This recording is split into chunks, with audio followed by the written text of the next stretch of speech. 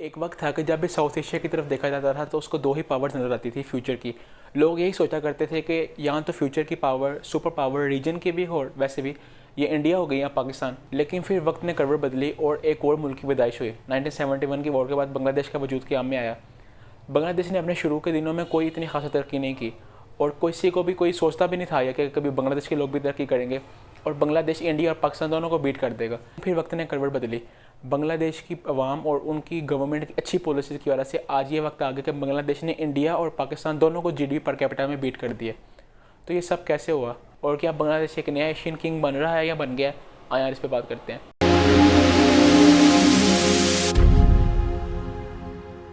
जिनके family members और relatives अरब countries में रहे हैं उनको इस बात का अंदाज़ा है कि जो बांग्लादेशी लोग हुआ करते थे वो एक चीप लेबर समझे जाते थे।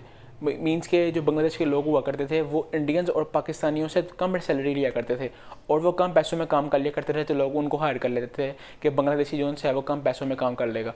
लेकिन अब जोन से है वो बात बिल्कुल बदल गई है। हमारी जो पॉपुलेशन है वो बांग्लादेश से ज़्यादा है, लेकिन फिर भी हमारा जीडीपी पर कैपिटा भी कम है और हमारी इकोनॉमी भी कम है as compare to Bangladesh. Bangladesh ने अपनी इकोनॉमी और जीडीपी पर कैपिटा में दोनों में हमें बीट कर दिया।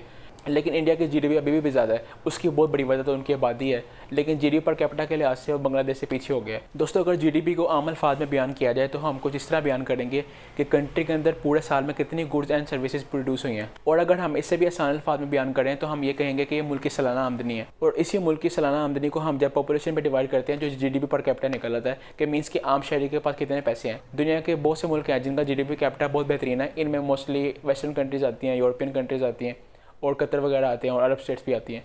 ये दुनिया के कुछ खास मुल्क हैं, बेहतरीन मुल्क हैं जिनका जीडीपी पर कैपिटा बहुत ज़्यादा है कि आम वहाँ के पास कितने पैसे हैं, ज़्यादा पैसे हैं।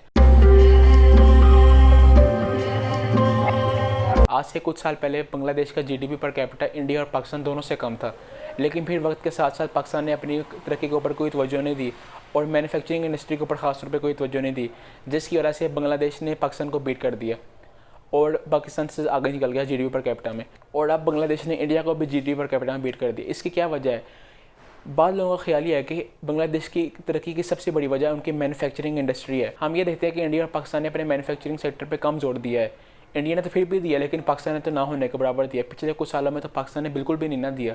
ये तो अब इमरान गवर्नमेंट आने के बाद उन्होंने इसके ऊपर कोई तवज्जो दिया कि हमें मैन्युफैक्चरिंग इंडस्ट्री के ऊपर भी कोई नज़रसानी करनी चाहिए। पिछले कुछ सालों में हमने देखा है कि पाकिस्तान से कैसे इंडस्ट्री ख़त्म होकर बांग्लादेश शिफ्ट होती गई।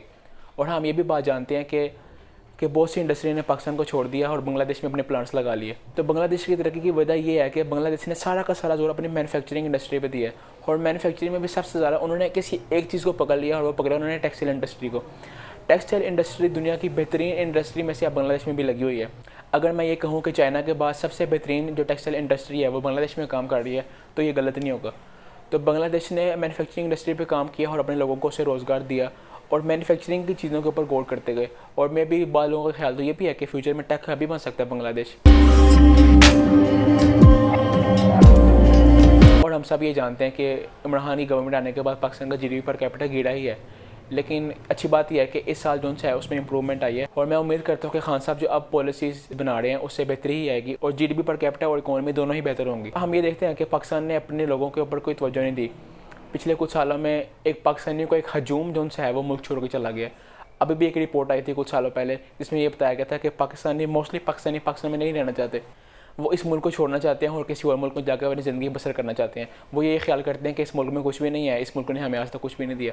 तो हमें ये ख्याल करना चाहिए कि हमने इतने डिफेंस के ऊपर पैसे लगाने के बावजूद इसका आज तक हमें कोई फ़ायदा भी नहीं हुआ।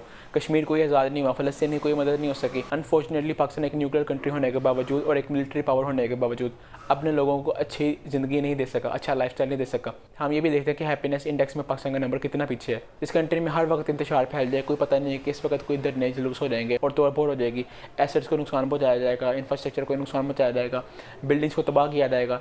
ऐसी कंट्री में ना तो कोई इन्वेस्टर आता है क्योंकि उन्हें अपने पैसे डूबने का डर होता है और ना ही कोई कंपनी मैन्युफैक्चरिंग प्लान लगाती है ऐसी कंट्री में। हम लोगों को चाहिए हमारे जितने भी मसाइल हैं कंट्री के उनको गौर से देखें, उनको क्रिटिकल एनालिसिस करें, उसके बाद उनके हल तलाश करें और जब हल तलाश कर लें तो उसके ऊपर फिर मेहनत करें ताकि हमारा मुल्क भी तरक्की कर सके और हमारे लोगों को बाहर के मुल्कों में धक्के खाने ना जाना पड़े। दोस्तों, हमें चाहिए कि हम हर कंट्री की अच्छी बात को अपनी कंट्री में इम्प्लीमेंट करें और उनसे सीखें कैसे उन्होंने तरक्की की, कैसे उन्होंने पॉलिसीज़ बनाई और कैसे उन्होंने उन पॉलिसीज़ को अपनी कंट्री में इम्प्लीमेंट किया।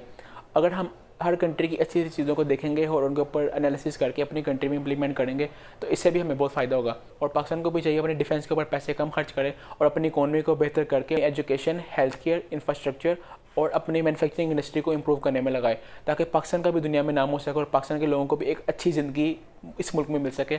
उन्हें बाहर के मुल्क में धक्के खाने ना जाना पड़े, बल्कि वो अपने मुल्क में मेहनत करके एक अच्छी रोज़ी कमा सकें। खैर, हम बांग्लादेश की आवाम के लिए अच्छी उम्मीद रखते हैं कि उनका मुल्क तरक्की करे और वो भी एक अच्छी ज़िंदगी गुजार सकें। और साथ ही साथ हमें इस चीज़ पर भी जोर देना चाहिए कि हम कैसे अपनी कंट्री को बेहतर कर सकते हैं।